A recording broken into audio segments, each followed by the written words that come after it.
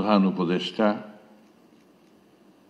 সম্মানিত উপদেষ্টাবৃন্দ, মঞ্চে উপবিষ্ট সম্মানিত রাজনৈতিক নেতৃবৃন্দ এবং যারা ক্ষতিগ্রস্ত হয়েছেন মঞ্চের সামনে, আমার সামনে উপবিষ্ট সুধীবৃন্দ, আসসালামু আলাইকুম। আসলে এটা এমন একটা বিষয় যা নিয়ে আমরা প্রতিনিয়তই কথা বলছি এবং প্রতিনিয়ত কষ্ট পাচ্ছি। বিগত 15-16 বছর ধরে আমরা একটা ফ্যাসিস্ট রেজিমের অধীনে থেকে গোটা জাতি নির্যাতিত, নিপীড়িত হয়েছে। আমার এখনো মনে পড়ে, এই কথা আমি বলতে চাই এই জন্যে যে যেদিন কেয়ারটেকার গভর্নমেন্ট সিস্টেমকে আপনার বাতিল করা হলো, সেই দিন আমাদের সামনে বসে আছেন আমার দেশ পত্রিকার সম্পাদক মাহমুদুর রহমান। তিনি তার পত্রিকার হেডলাইন লিখেছিলেন, ফ্যাসিস্টদের আগমনের শব্দ পাওয়া যায়। So for I remember. এবং আমরা তখন থেকেই এই ফ্যাসিস্ট আওয়ামী লীগ সরকারের বিরুদ্ধে আমাদের কথা বলেছি, আমাদের প্রতিবাদ করেছি। এবং আপনারা ইতিমধ্যেই শুনেছেন আমাদের রাজনৈতিক বন্ধুদের কাছে যে আমাদের তখন থেকে আমাদের অসংখ্য নেতা কর্মী তারা তাদের নির্যাতনের শিকার হয়েছেন, হত্যার শিকার হয়েছেন এবং বিচারের নামে অনেক রাজনৈতিক নেতা এবং আলেম উলেমাদের এবং রাজনৈতিক নেতৃবৃন্দকে হত্যা পর্যন্ত করা হয়েছে। সেই সময় আমি আগের কথা বলছি। আমি ধন্যবাদ জানাতে চাই জাতিসংঘের মানবাধিকার কমিশনকে যে আমাদের মাননীয় প্রধান উপদেষ্টা আহ্বানে সাড়া দিয়ে তারা অতি দ্রুত এখানে এসছেন এবং জুলাই আগস্টে যে হত্যাকাণ্ড, সেই হত্যাকাণ্ডের উপরে তারা ইনভেস্টিগেট করেছেন, তার রিপোর্ট তারা খুব দ্রুত দিয়েছেন। কিন্তু এর যে শুরুটা, এটা তো অনেক আগে থেকেই। এই 15-16 বছর ধরে অত্যন্ত সুপরিকল্পিতভাবে, অত্যন্ত একেবারে কনসার্টেড ওয়েতে গণতন্ত্রকে ধ্বংস করা, মানুষের অধিকারগুলোকে বিলীন করে দেওয়া এবং একটা একদলীয় শাসন ব্যবস্থাকে এস্টাবলিশ করার জন্যই কিন্তু কাজগুলো তারা করে গেছে।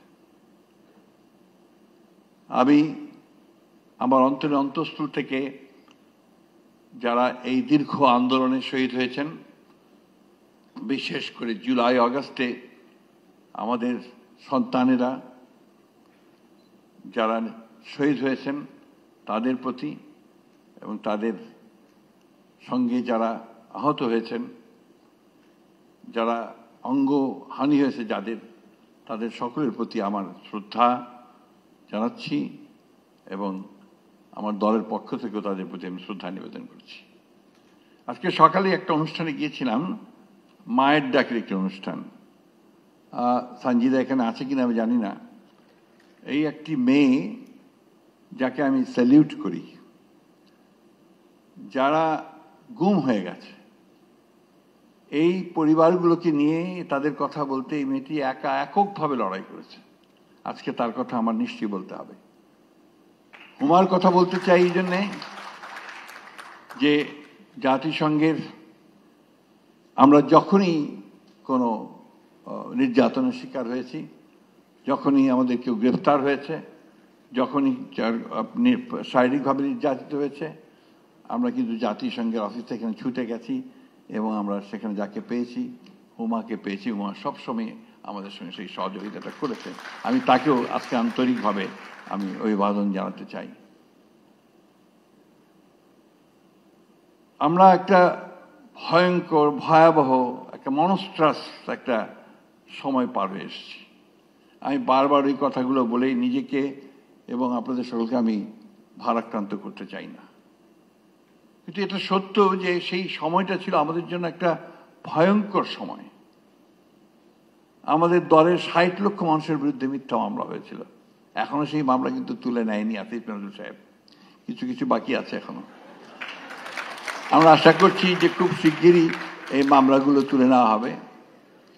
আমাদের প্রায় 1700 নেতা কর্মীকে গুম করে দেওয়া হয়েছে, এনফোর্স ডিসঅ্যাপিয়ারেন্স। আজকে যে সরকারি অনুষ্ঠানে গিয়েছিলাম, সেই অনুষ্ঠানে ছোট বাচ্চা মেয়েটা, যেটা বয়স ছিল তখন যখন তার বাবাকে তুলে নিয়ে যায় 5 বছর, এখন তার বয়স প্রায় আপনার 17-18 বছর, বেশি হতে পারে বোধহয়। সে এখনো বলছে যে এখনো তো আমি আমার বাবাকে দেখতে চাই, আমার বাবা আমার হাত ধরে আমাকে ঈদের মাঠে নিয়ে যাবেন, এটা চাই। তো একই কথা বারবার আমরা শুনছি।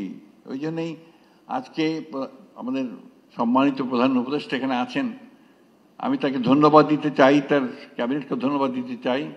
অনেকেই আমরা বিভিন্নভাবে কথা বলি, কিন্তু আসলে একটা বছর খুব বড় সময় না। এই একটা বছর সময়ের মধ্যে কিন্তু তারা অনেকগুলো কাজ করেছেন, এটা অস্বীকার করবার কোনো উপায় নেই। এবং যে কাজগুলো তারা সবচেয়ে বড় যে কাজটা তারা এগিয়ে নিয়ে চলেছেন, সেটা হচ্ছে যে সংস্কারের কাজটা। আমরা 2016 সালে আমাদের নেত্রী দেশনেত্রী বেগম খালেদা জিয়া উপলব্ধি করেছিলেন যে রাষ্ট্র কাঠামোটার পরিবর্তন করা দরকার। এই কাঠামোতে মানুষের যে আকাঙ্ক্ষা তার পূরণ করা যাবে না, এবং সেই জন্যই তিনি তখন ভিশন 2030 বলে একটা আমরা ডকুমেন্ট জনগণের সামনে তুলে ধরেছিলাম। সেখানে আজকে যে কথাগুলো হচ্ছে, বিচার বিভাগের স্বাধীনতা, প্রধানমন্ত্রী এবং আপনার রাষ্ট্রপতির ক্ষমতার ভারসাম্য রক্ষা করা, আপনার হিউম্যান রাইটসকে এস্টাবলিশ করা, বিচার বিভাগের স্বাধীনতা, এ কথাগুলো তখনই ছিল।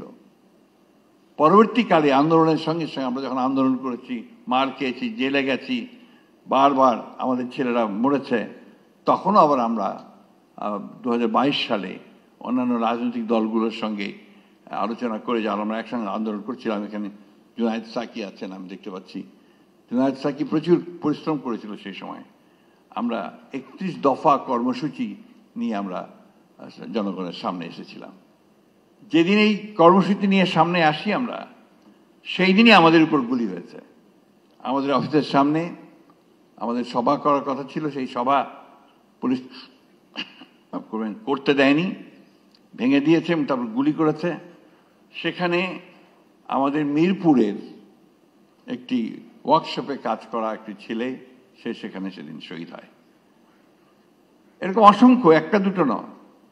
তো সেই 31 দফার মধ্যে কিন্তু আবার এই সংস্কারের কথাগুলি আমরা বলেছি।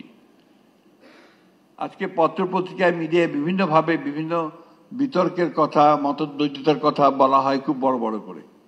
কিন্তু আমি যে কথাটা বলতে চাই যে গণতন্ত্রে তো কিছু মতবিরোধ থাকবেই। রাজনৈতিক দলগুলোর মধ্যে যে সব এক কথা বলবে তা তো না।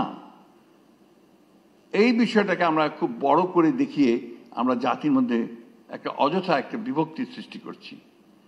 আমি মনে করি যে আমাদের কতগুলো বেসিক বিষয় ইতিমধ্যে আমরা কনসেনসাসে আসতে সক্ষম হয়েছি। আমরা আজকে দেখলাম পত্রিকায়, খুব ভালো লেগেছে, 12টি বিষয়ে, মৌলিক বিষয়ে আমরা একমত হতে পড়েছি। বাকি যে বিষয়গুলো আছে সেই বিষয়গুলো নিশ্চয়ই আমরা যারা নির্বাচন করে একটা গণতান্ত্রিক ব্যবস্থায় যাব, অথবা যারা আমরা সরকারে যেতে পারি, তাদের দায়িত্ব হবে, কমিটমেন্ট হবে, তাদেরকে একটা অঙ্গীকারবদ্ধ হবেন তারা, যে তারা বাকি কাজগুলো সমাধান করবেন। আমরাও চাই যে অতি দ্রুত এই হত্যার বিচার হোক। আমরাও চাই যে সংস্কারগুলো যেগুলো খুব জরুরি দরকার সেগুলো অতি দ্রুত হোক। কিন্তু একটা জিনিস আমাদের সকলে বোধহয় মনে রাখা প্রয়োজন, জনগণের প্রতিনিধিত্ব সম্পন্ন সরকার, এটা বোধহয় খুব জরুরি দরকার। কারণ ম্যান্ডেট নিয়ে কাজ করা আর ম্যান্ডেট ছাড়া কাজ করার মধ্যে অবশ্যই কিছু পার্থক্য আছে। আমরা আশা করি যে আমাদের সম্মানিত প্রধান উপদেষ্টা মহোদয়ের যে ইতিমধ্যেই জনগণের সামনে যে কমিটমেন্ট করেছেন, সেই কমিটমেন্ট অনুযায়ী দেশে একটি অবাধ, সুষ্ঠু, সকলের কাছে গ্রহণযোগ্য একটা নির্বাচন হবে, এবং সেই নির্বাচনের মধ্য দিয়ে জনগণের প্রতিনিধিত্বশীল একটি সরকার প্রতিষ্ঠিত হবে, পার্লামেন্ট প্রতিষ্ঠিত হবে। এর চেয়েও বড় একটি প্রশ্ন আছে। সেই প্রশ্নটি কি? সেই প্রশ্ন হচ্ছে যে আমাদেরকে প্রতিষ্ঠানগুলো তৈরি করতে হবে, নির্মাণ করতে হবে। আমাদের যে এত বেশি সমস্যা, এই সমস্যাগুলোর মূলে কিন্তু রয়েছে যে আমাদের সমস্ত প্রতিষ্ঠানগুলোকে এই আওয়ামী লীগ ফ্যাসিস্টরা ভেঙে দিয়ে গেছে। সেটাকে আপনার নির্মাণ করতে হবে, পুনরায় নির্মাণ করতে হবে। কাজটা খুব সহজ নয়, সময় লাগবে, কঠিন হবে, ধৈর্য ধরতে হবে। আমাদের এই জায়গায় আরেকটা সমস্যা আমরা নিজেরা তৈরি করেছি সম্ভবত, যে সহনশীলতার অনেক অভাব আমাদের মধ্যে আছে। এই জায়গাটাকে আমাদেরকে বেরিয়ে আসতে হবে, কিছুটা সহনশীল হতে হবে, ধৈর্য ধরতে হবে। নিশ্চয়ই আমরা এত কিছু পেরেছি, এটা পারবো না কেন? আমরা 1952 সালে তো ভাষা আন্দোলন করে ভাষা প্রতিষ্ঠা করেছি। আমরা তো 69 সালে একটা বড় ছাত্র জনতার অভ্যুত্থানের মধ্য দিয়ে সেদিনকার সেই শাসককে সরাতে পেরেছিলাম। আমরা তো একটা যুদ্ধ করেছি 1971 সালে, এক পাকিস্তান সেনাবাহিনীর বিরুদ্ধে যুদ্ধ করে, লড়াই করে, অনেক রক্ত দিয়ে কিন্তু আমরা একটা স্বাধীন দেশ পেয়েছি। তো সেই জায়গায় আজকে কেন আমরা পারবো না এতগুলো রক্তপাত, এত ত্যাগ স্বীকারের পরে সকলকে নিয়ে সমবেত প্রচেষ্টায় আমরা একটা গণতান্ত্রিক একটা বাংলাদেশ নির্মাণ করতে? আমি কথার উপর খুব জোর দিতে চাই, গণতান্ত্রিক বাংলাদেশ কথার উপরে। কারণ আমি বিশ্বাস করি যে একটা গণতন্ত্র, একটা ব্যবস্থা আমাদের সমস্ত সমস্যাগুলোর ধীরে ধীরে সমাধান করে। একই দিনে পারবে বৈপ্লবিক কোনো ঘটনা ঘটবে এটা সম্ভব নয়, কিন্তু গণতান্ত্রিক ব্যবস্থার মধ্য দিয়ে সেই পরিবর্তনটা নিশ্চয়ই আসবে বলে আমি বিশ্বাস করি। আমি ব্যক্তিগত জীবনে খুবই আশাবাদী মানুষ। আমাদের সময় প্রায় শেষ হয়ে এসছে, বয়স হয়ে গেছে। এখন যে তরুণ যারা আছেন, এখানে আছেন, অন্যান্য এখানে আছেন, আমি আশা করব যে তারা আমাদের জন্য ভবিষ্যতে এমন একটা বাংলাদেশ গড়ে তুলতে সহযোগিতা করবেন যে বাংলাদেশে সত্যিকার অর্থেই মানুষের অধিকার প্রতিষ্ঠিত হবে, মানুষ তার অধিকার নিয়ে একটা কল্যাণমূলক রাষ্ট্র নির্মাণ করতে পারবে, এবং আমাদের এই শিশুদেরকে আর এইভাবে প্রাণ দিতে হবে না। আমি ধন্যবাদ জানাতে চাই জাতিসংঘকে, তাদের মানবাধিকার কমিশনকে, যে তারা একটা অত্যন্ত চমৎকার একটা ডকুমেন্ট আমাদের সামনে তুলে দিয়েছেন। কিন্তু ডক্টর শফিক খুব ভালোভাবেই বলেছেন যে এটা আসলে খুব যথেষ্ট নয়, এটা অনেক ব্যাপক। এই অত্যাচার, নির্যাতন, নিপীড়নের যে চেহারা বাংলাদেশের মানুষ দেখেছে, এটা অনেক বেশি ব্যাপক। তাই সবাইকে নিয়ে আমরা আসুন, আমরা সত্যিকার ইতিহাস তৈরি করি, সত্যিকারের পথ তৈরি করি, এবং আমাদের জাতিকে যেন আমরা সত্যিকার অর্থেই আমরা সেই জায়গায় নিয়ে যেতে চাই যার জন্য আমাদের এই ছেলেরা প্রাণ দিয়েছে। ধন্যবাদ সকলকে। আসসালামু আলাইকুম।